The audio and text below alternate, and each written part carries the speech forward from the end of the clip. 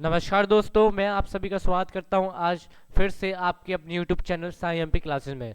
तो दोस्तों, जैसा कि आप सभी को पता है, आज हम पढ़ने वाले हैं साइंस की हमारी स्पेशल क्लास होने वाली है।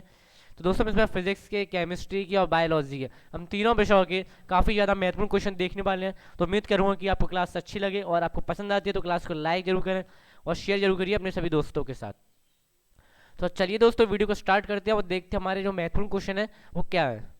तो देखिए, पहला क्वेश्चन आपके सामने दिया हुआ है यहाँ पर। देखिए, फर्स्ट क्वेश्चन में क्या पूछा है, एक उपग्रह में एक अंतरिक्ष यात्री द्वारा गिराया गया चम्मच। ठीक है, देखिए एक उपग्रह यानी कि एक उपग्रह को हम बोलते हैं तो सैटेलाइट। देखिए, जब एक सैटेलाइट में कोई अंतरिक्ष यात्री है और वो चम्मच गिरा देता है, तो वो चम्मच है तो उसका उस पर क्या होगा। देखिए, चम्मच पे जो इफेक्ट पड़ेगा वो क्या होगा। देखिए, फॉल टू फ्लोर यानी कि फर्श पर गिरेगा या फिर स्थिर होगा।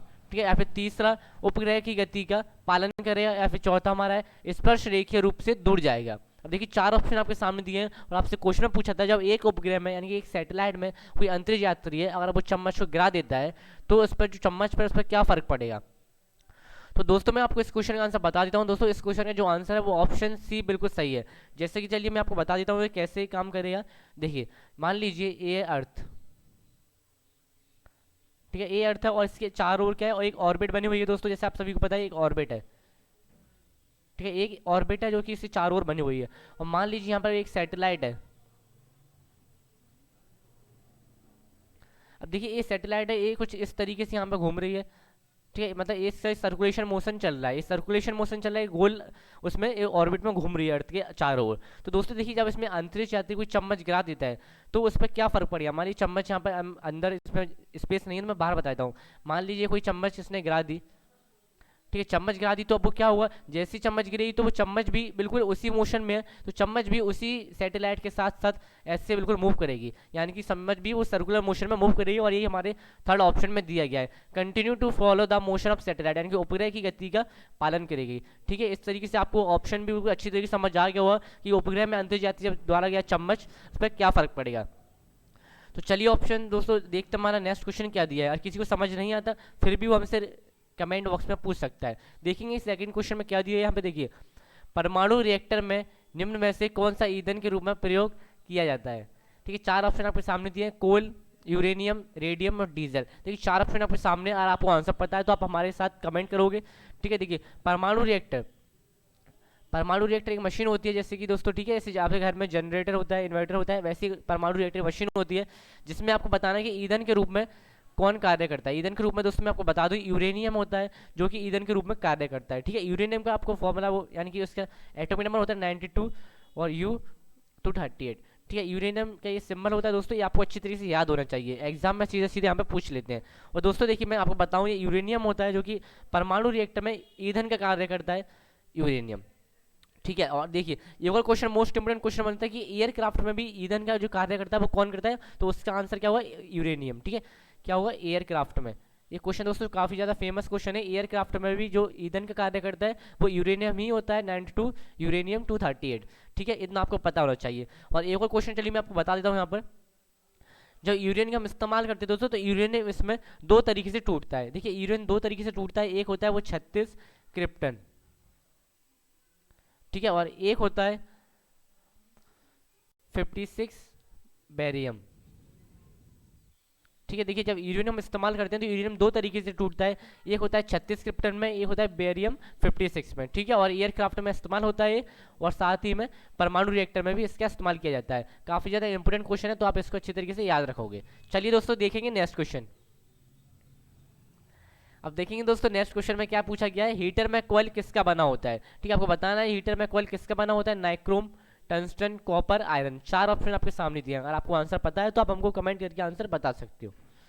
ठीक है, चलिए मैं आपको इस क्वेश्चन का मैं आंसर बता देता हूँ। तो दोस्तों यहाँ पे देखेंगे आप लोग, जब इसमें आपसे पूछा है हीटर में कॉइल किसका बना होता है, तो देखिए, हीटर में जो कॉइल होता है वो दोस्तों नाइक्रोम का बना होता है। ठीक है, किसका बना होता है, नाइक्रोम।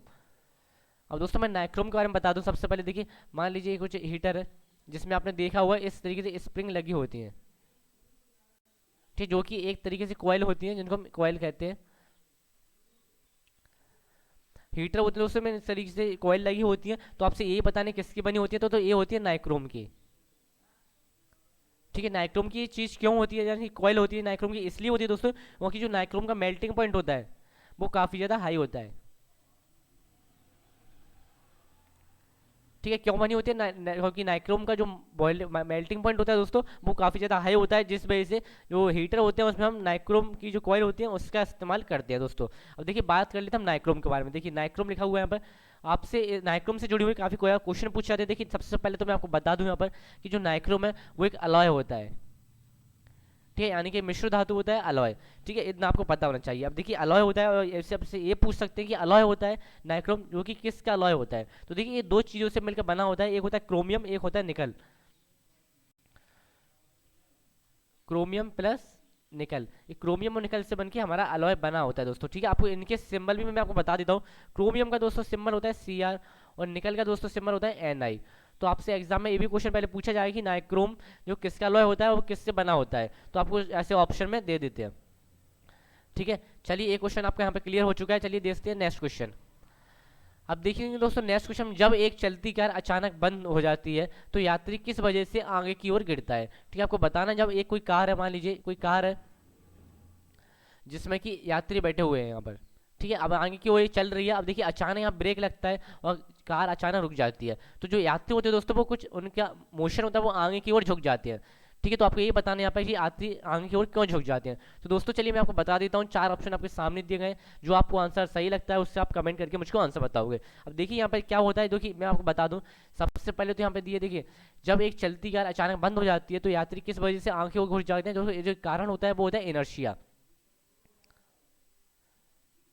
ठीक है, इनर्शिया की वजह से दोस्तों जो एक कार होती है उसमें जो बैठे यात्री अचानक आगे की ओर झुक जाते हैं इनर्शिया की वजह से। अब देखिए इस क्वेश्चन में चार ऑप्शन दिए, चार में से दो ऑप्शन दिए इनर्शिया से जुड़े हुए, एक होता है इनर्शिया ऑफ रेस्ट, एक होता है इनर्शिया ऑफ मोशन। आप इन दोनों में से कौन सा लगाओगे, तो मैं आपको बताता हूँ। देखिए जब कोई कार चल रही है यानी कार का क्या मोशन हो रहा है, कार देखिए चलती कार है यानी कार का मोशन हो रहा है, तो दोस्तों इसमें जो आंसर हमारा क्या हुआ, इनर्शिया ऑफ मोशन। क्योंकि इनर्शिया ऑफ मोशन होता है उसी की वजह से होता है, जब कोई कार क्या चल रही है और अचानक बंद हो जाए तो हमारी बॉडी होती है वो भी क्या मोशन में होती है। जैसे कि आपने देखा हुआ कि आपने कई बार ऐसा ट्राई किया हुआ कि जब आप ऐसे गोल चक्कर में कहीं घूमते हो, ठीक है, फिर अचानक आप रुक जाते हो। ठीक है, आप गोल चक्कर में घूमते हो, फिर आप अचानक आप रुक जाते हो जगह पर किसी पर भी, तो आपको सब चीज़ घूमती हुई दिखाई देती है। वो क्यों दिखाई देती है, वो इसी वजह से दिखाई देती है क्योंकि आपकी बॉडी पहले शुरू में मोशन में रहती है, फिर अचानक आप रुक गए तो फिर भी आपको सभी चीज़ें मोशन में ही दिखाई देती है, जिसकी वजह से हमारा जो बॉडी होती है वो मोशन में होती है। अचानक रुकने की वजह से बॉडी फिर भी मोशन में रहती है, और इनर्शिया वो होता है जो कि हमारे मोशन का अपोज करता है, जिस वजह से हम आगे की ओर झुक जाते हैं। ठीक है, तो इनर्शिया ऑफ मोशन बिल्कुल सही हमारा आंसर है। अगर आपको समझ नहीं आया तो वीडियो को थोड़ा पॉज करके फिर वापस रिपीट करके देख लोगे तो आपको अच्छी तरीके से समझ आ जाएगा। ठीक है दोस्तों, और मैं आपको बता दूं इसमें ये हमारा बिल्कुल सही आंसर है, इनर्शिया ऑफ मोशन, जिसको कहते हैं गति का जड़त्व।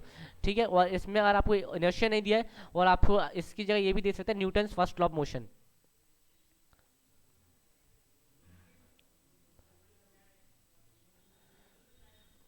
Newton's first law of motion, दोस्तों Newton first law of motion होता है वो भी यही कहता है, उसको हम लॉ ऑफ इनर्शिया भी कहते हैं। तो दोस्तों आप इतना कंफ्यूज ना हो, और Newton first law of motion भी यही याद रखें कि लॉ ऑफ इनर्शिया होता है, जिसकी वजह से हम जो यात्री या बस में सफर कर रहे होते हैं, कार में किसी में भी अचानक ब्रेक होती है तो हम आगे की ओर झुक जाते हैं। चलिए आगे बढ़ेंगे नेक्स्ट क्वेश्चन की ओर।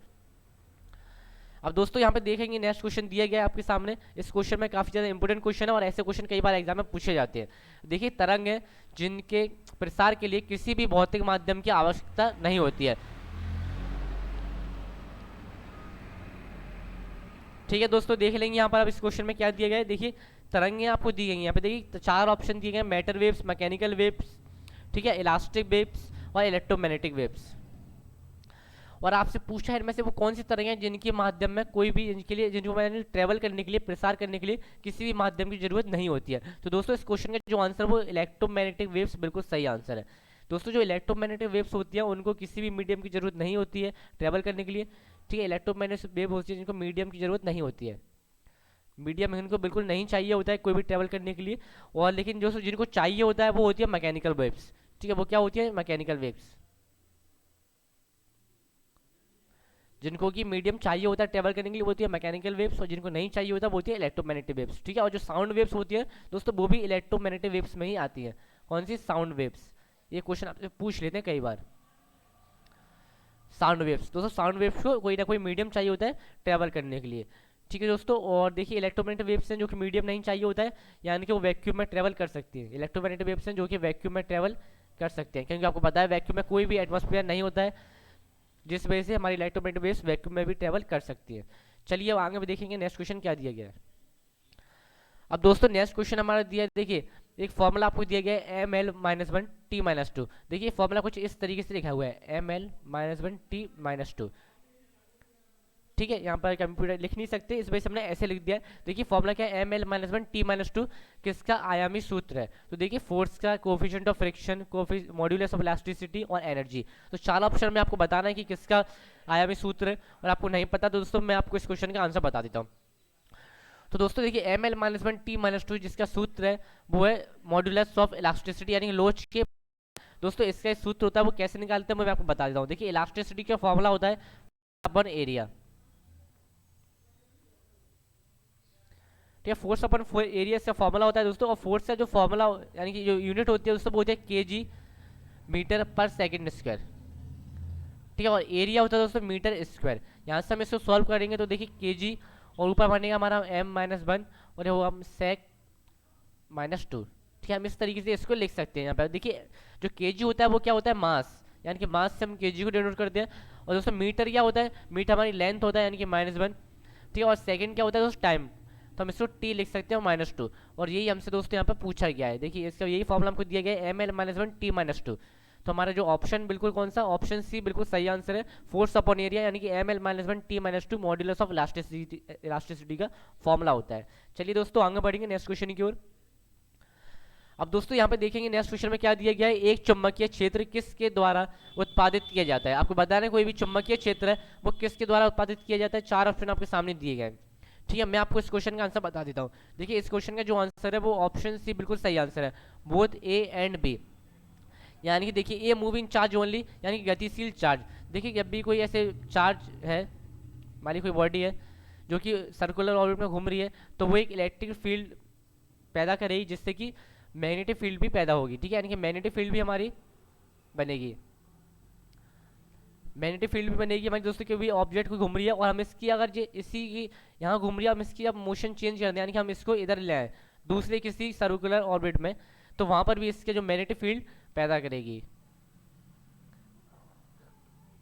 ठीक है, यानी कि दोनों जगह मैग्नेटिक फील्ड उत्पादित करिए। दोस्तों यहाँ पे देखिए पहले में क्या दिया है, ए मूविंग चार्ज ओनली, यानी कि कोई भी ए मूविंग चार्ज हो रहा है वो मैग्नेटिक फील्ड उत्पादित करती है। और ऑप्शन बी में क्या दिया है, ये चेंजिंग इलेक्ट्रिक फील्ड ओनली, केवल परावर्तनीय विद्युत द्वारा, यानी कि हम इसका जो पोजीशन है यानी कि चेंज करते हैं इलेक्ट्रिक फील्ड यहाँ पर, तो भी ये मैग्नेटिक फील्ड उत्पादित करी, यानी कि बोथ ए एंड बी दोनों सही आंसर हमारे। ठीक है, चलिए आगे बढ़ेंगे नेक्स्ट क्वेश्चन की ओर।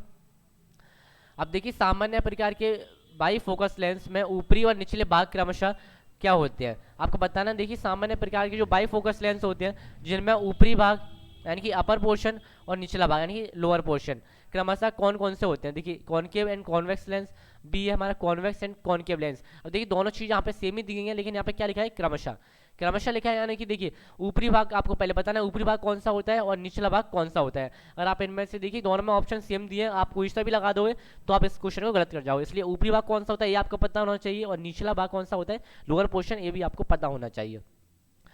ठीक है, सी ऑप्शन है both concave of different focal length और both convex of different focal length.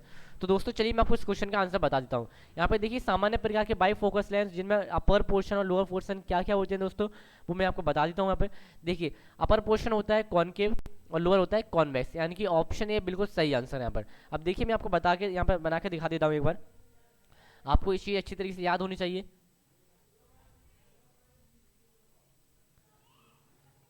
ये देखिए कोई भी सन ग्लासेस है दोस्तों, यहाँ पे ये होता है लोअर पोर्शन।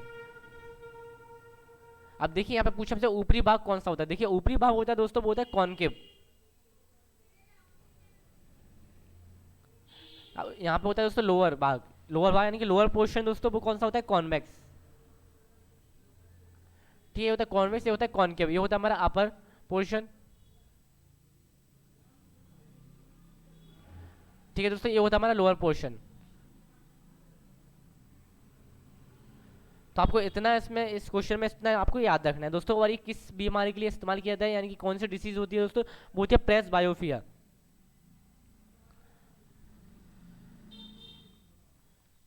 प्रेस बायोफिया एक बीमारी होती है दोस्तों जिसको कि हिंदी में कहते हैं जरा दूरदृष्टि दोष। ठीक है, इसमें क्या होता है दोस्तों, इसमें हम इस बाईफोकल लेंस का इस्तेमाल करते हैं, जिसमें ऊपरी भाग कॉनकेव होता है और निचला भाग कॉन्वेक्स होता है, ठीक है। यानी कि दूर की और पास की चीज़ें देखने के लिए इस चीज़ का इस्तेमाल किया जाता है। चलिए आगे बढ़ेंगे नेक्स्ट क्वेश्चन की ओर। अब देखिए, एक शरीर की स्थिति के कारण उसके पास मौजूद ऊर्जा को क्या कहा जाता है। अब मान लीजिए इस क्वेश्चन में क्या दिया गया, एक शरीर की स्थिति के कारण यानी कि उसकी पोजीशन के कारण उसके में मौजूद ऊर्जा को क्या कहा जाता है। Heat energy, kinetic energy, potential energy और केमिकल एनर्जी। तो दोस्तों मैं आपको बता दूं, यहाँ पर जब भी बात हुई स्थिति यानी कि पोजीशन की बात हो, जब भी बात आपसे क्वेश्चन में पोजीशन की बात हो, तो जो आंसर हमारा दोस्तों वो क्या होगा, पोटेंशियल एनर्जी। ठीक, जब भी किसी भी बॉडी की या पोजीशन की बात हो रही है ऊपर या नीचे कहीं पर भी, तो उससे आंसर क्या होगा, पोटेंशियल एनर्जी। और पोटेंशियल एनर्जी दोस्तों फॉर्मूला क्या होता है वो आपको पता होना चाहिए। पोटेंशियल एनर्जी का फॉर्म होता है mgh, ठीक है। पोटेंशियल एनर्जी का फॉर्म होता है mgh यानी mass into gravity into height, ये आपको इसका फॉर्मूला होता है। और देखिए, अब बात हुई कहीं पर भी आप मोशन की, तो हमारा आंसर होगा काइनेटिक एनर्जी। ठीक, किसकी बात हो अगर मोशन की, गति की बात हो, तो बात होती है काइनेटिक एनर्जी, हमारा बिल्कुल सही आंसर होता है। और बात हो पोजीशन की, तो होता है हमारा स्थिति ऊर्जा यानी कि पोटेंशियल एनर्जी, बिल्कुल सही आंसर हो। और हमारे देखो एक क्वेश्चन होता है तो बहुत फेमस क्वेश्चन है, कई बार एग्जाम में पूछा जाता है, फोटोसिंथेसिस प्रोसेस में कौन सी एनर्जी रिलीज होती है, तो बोलती है केमिकल एनर्जी। ठीक है, फोटोसिंथेसिस, फोटोसिंथेसिस में जो एनर्जी होती है वो कौन सी होती है, केमिकल एनर्जी। ठीक है, और हीट एनर्जी कब निकलती है दोस्तों, जब हमारी टेम्परेचर से रिलेटेड कोई बात हो रही हो, टेम्परेचर से रिलेटेड। ठीक है दोस्तों, चलिए क्वेश्चन आपको समझ आया होगा। अब देखते हैं नेक्स्ट क्वेश्चन। अब वीडियो दोस्तों आपको पसंद आ रहा है तो वीडियो को लाइक जरूर करिए और शेयर जरूर करिए अपने सभी दोस्तों के साथ। और पहली बार चैनल पे आप नए हैं तो चैनल को सब्सक्राइब किए बिना बिल्कुल ना जाए। और व्हाट्सअप पे, इस नंबर पर व्हाट्सअप पर कमेंट करिए, यानी कि व्हाट्सअप पर मैसेज करिए हमको, हम आपको हमारे व्हाट्सअप ग्रुप में ऐड कर लेंगे।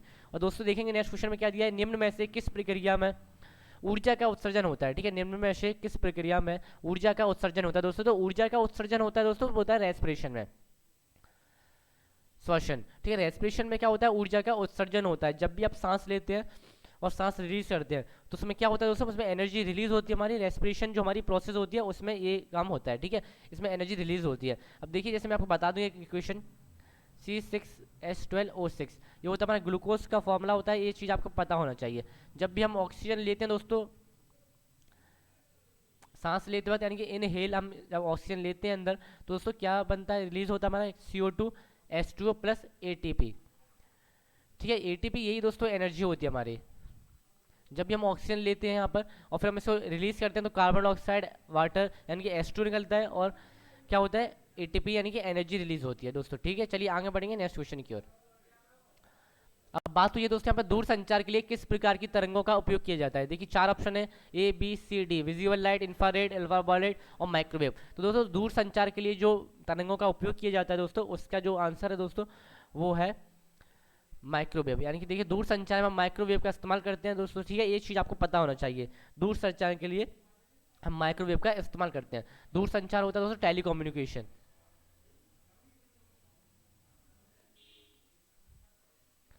टेलीकम्युनिकेशन के लिए दोस्तों जो वेव का इस्तेमाल किया जाता है वो होती है माइक्रोवेव तरंगें दोस्तों। और ठीक है, और एक और क्वेश्चन बनता है, टीवी रिमोट में कौन सी वेव इस्तेमाल होती है। तो दोस्तों टीवी रिमोट में जो वेव इस्तेमाल होती है वो होती है इंफ्रारेड। इंफ्रारेड वेव रहती है दोस्तों जो टीवी रिमोट में इस्तेमाल की जाती है दोस्तों। ठीक है, जो अल्ट्रा वाइट होती है जो चीज़ सन से निकलती है। ठीक है, विजुअल लाइट वो होती है जो चीज़ जिनको हम अपनी आंखों से देख सकते हैं। चलिए दोस्तों नेक्स्ट क्वेश्चन आपको पूछा गया है, परमाणु रिएक्टर में भारी पानी का के रूप में इस्तेमाल किया है। आपको बता रहे हैं परमाणु रिएक्टर में भारी पानी का किस रूप में इस्तेमाल किया जाता है। देखिए coolant, fuel, moderator, atomic smasher. तो दोस्तों मैं आपको बता दूं कि भारी पानी होता है सबसे पहले D2O। ठीक है, D2O से फॉर्मूला होता है। और भारी पानी का जो इस्तेमाल किया जाता है परमाणु रिएक्टर में दोस्तों वो होता है मॉडरेटर की तरह। यानी कि ऑप्शन सी हमारा बिल्कुल सही आंसर होगा। ठीक है, मॉडरेटर की तरह हम भारी पानी को इस्तेमाल करते हैं। इसमें क्या होता है दोस्तों, इसमें जो यूरेनियम चेन रिएक्शन होती है, इसमें दोस्तों यूरेनियम चेन रिएक्शन को रोकने के लिए इस चीज़ का इस्तेमाल किया जाता है। यूरेनियम चेन को रोकने के लिए जो D2O का इसका इस्तेमाल किया जाता है, जिसको एक मॉडरेटर की तरह। चलिए दोस्तों नेक्स्ट क्वेश्चन देखेंगे। अब आपसे पूछा गया नेक्स्ट क्वेश्चन में, ध्वनि सबसे तेज किस में यात्रा करती है। आपको बता रहे हैं ध्वनि जो तरंगे होती है, साउंड होता है जो कि किस मीडियम में सबसे ज़्यादा तेज यात्रा करता है। ठीक है, स्टील, एयर, वाटर, वैक्यूम। तो दोस्तों मैं आपको बता दूं ध्वनि होता है जो कि स्टील में सबसे तेज यात्रा करता है। यानी कि ऑप्शन ए बिल्कुल सही आंसर हमारा। देखिए मैं आपको इससे बता दूं, साउंड जो होता है वो सबसे ज़्यादा यात्रा करता है, यानी सबसे फास्ट वो होता है सॉलिड में, इसके बाद लिक्विड, इसके बाद गैस।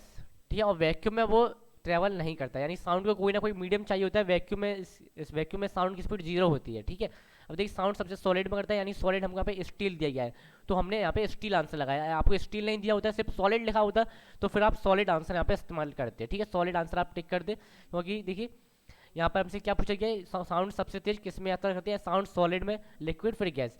ठीक है, चलिए आगे बढ़ेंगे नेक्स्ट क्वेश्चन की ओर। अब दोस्तों देखेंगे, यदि पेंडुलम का द्रव्यमान 2 गुना हो जाता है तो समय अवधि क्या हो जाती है, बिकम डबल हो जाती है, आधी हो जाती है, 4 गुना हो जाती है, या फिर समान रहेगी। अब दोस्तों मैं आपको बता दूं इनमें कौन सा ऑप्शन सही होगा।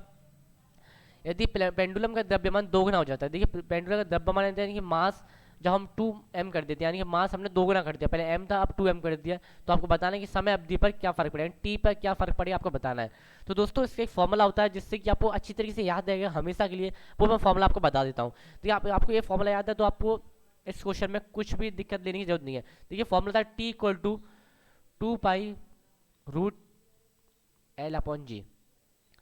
देखिए दोस्तों फॉर्मूला क्या होता है, t equal to 2π√L/g formula होता है। अब इसमें देख लीजिए आप, इसमें कहीं भी मास लिखा हुआ है क्या, इसमें देखिए इस पूरे फॉर्मूले में m कहीं पर भी नहीं आया है, यानी कि जो t है वो m पर डिपेंड नहीं करता है, यानी कि t है जो कि m पर डिपेंड नहीं करता है। ठीक है, तो हमारा जो आंसर है वो क्या रहेगा, समान रहेगी। यानी कि जब t m पर डिपेंड ही नहीं कर रहा है तो फिर जिसमें जो कोई भी चेंज इसकी समय अवधि में चेंज नहीं आएगा, यानी कि ऑप्शन डी बिल्कुल सही आंसर होगा हमारा, रिमेन सेम, समय अवधि में कोई भी सेम नहीं होगा। अब बात होती है एल की, यानी कि इसको बोलते हैं लेंथ। ठीक है, जी यहाँ पर ग्रेविटी। ठीक है, बात होती है ग्रेविटी या लेंथ की, तो हम यहाँ पर आंसर हमारा चेंज होता है दोस्तों। और यहाँ पर बात हुई है मास की, जो कि मास इस पर डिपेंड नहीं करता है। चलिए दोस्तों नेक्स्ट क्वेश्चन है, देखिए जब दूध को जोर से मथ लिया जाता है तो उसमें से क्रीम किस कारण अलग हो जाती है। तो दोस्तों मैं आपको इस क्वेश्चन का आंसर बता देता हूँ। देखिए मान लीजिए कोई मटकी है,